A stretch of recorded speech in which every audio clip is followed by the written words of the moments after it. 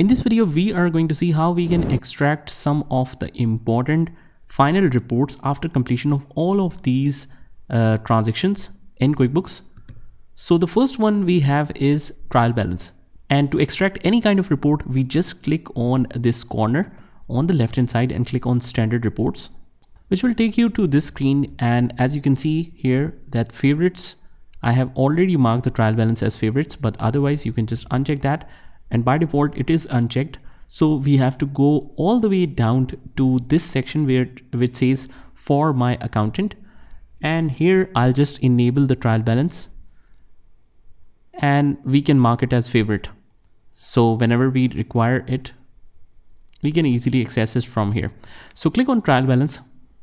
So what we will do is, since our project is from 1st of January till 31st of January, but I prefer to keep it to all dates, because sometimes it might happen that maybe you have entered some transaction on a wrong date. So that's why it won't show up here. So I prefer to keep it all dates, and click on run report again, and you will see all dates here as well. So this is the trial balance, and don't worry if you find any kind of discrepancy here. Your balances might be different from mine, but what you can do is you can match each individual ledger,